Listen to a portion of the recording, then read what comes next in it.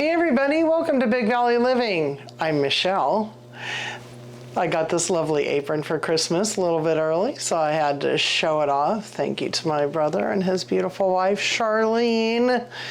Tonight we're gonna make what a very simple casserole that I call Carol's chicken, because my friend Carol introduced me to this very basic American casserole recipe.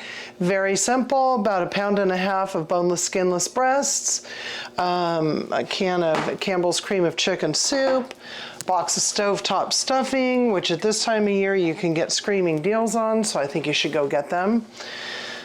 Some Swiss cheese, and we use wine to dilute the soup because it gives it a nice flavor and the alcohol burns off, so no reason to worry about that. And then all you need is a small casserole dish, or an 8x8 pan would work for you just as well, a glass pan like Pyrex, and a little bit of spray to make sure that nothing sticks to this. So let's get to it. For starters, we have the oven preheating to 350 degrees Fahrenheit. And then I am gonna go ahead and lightly coat my little cast iron pan here. Again, you can use an 8x8 Pyrex. That's what I've used a lot of times as well. We just have just enough of the thighs tonight where I wanted to have a little bit bigger of a pan. So these are boneless, skinless. I've taken the bigger pieces of fat out because I prefer to do that. On the bigger ones, you can let them spread out. On a smaller one, I double it up just so that everything cooks evenly in the pan. There's a little bit of fat that I just can't, in good conscience, put in there. You can save this fat off and put it in the freezer, or put it in maybe some broth for your dog or something. For now, I'm just gonna get rid of it over there, get out of the way, and I'm gonna let that one go. All right, almost done with this part. Double that up. Oh, that fit perfectly. It's as if it were planned. Okay, now our next step is to mix up the soup. All right, so I'm gonna take this can of cream of chicken soup. It doesn't like to come out without a little help, so in order to get as much as you can out of this, and since it is like liquid gold anymore to buy a small can of condensed soup, you don't really want to throw anything away. I just use the edge of the can to get everything off of there. And then we dilute the soup. How cute is that?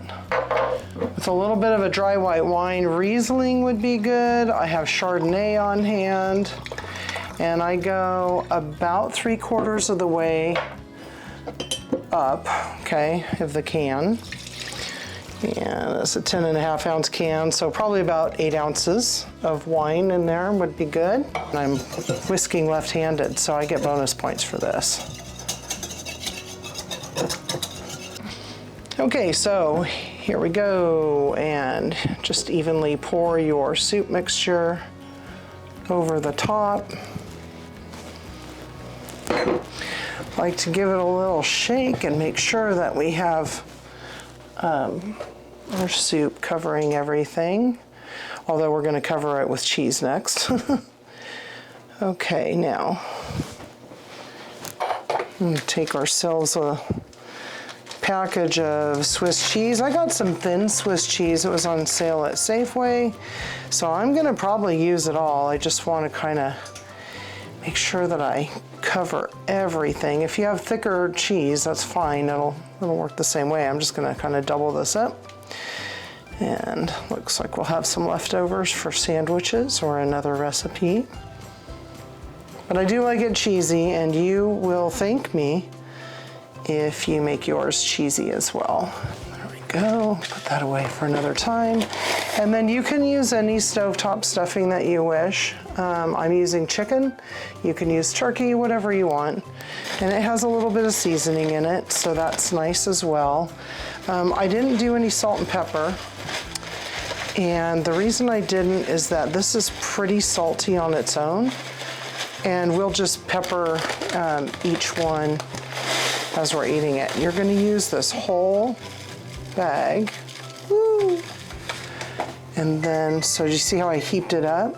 Oh, that means the oven's ready. I heaped it up, and now I'm just gonna take it around to all the edges because we want that crunchiness when we eat it in a little bit. Okay, see how simple that is? My goodness, guys. And we got our thighs on sale for like, I think $1.79 a pound. This meal is easily enough for 4, maybe 5 people. And I don't think it's even up near the $10 mark. I think the wine would put it over that if you paid a lot of money for wine. So that's that.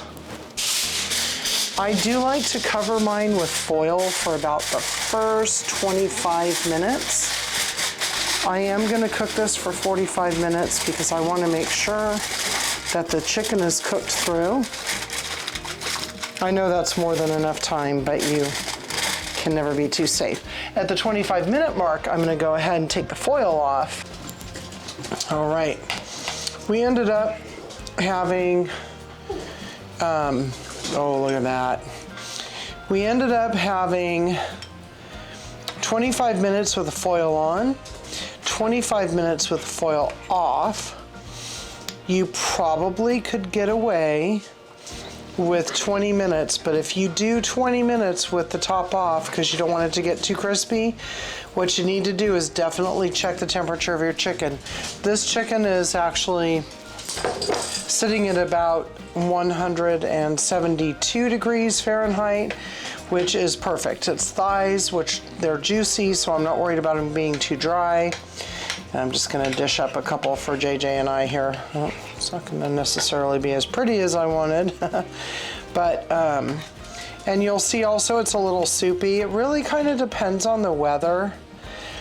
But at the end of the day, this is just fine because this is gonna be enough for leftovers for us. We'll probably each have a couple of thighs tonight, and then we'll have lunch for a few days. So as this thickens up with the cheese and the soup, it's all gonna work out very nicely. If you were gonna have it that night with a big group, then you may wanna just decrease the wine by about an ounce or 2, just so it's not as juicy.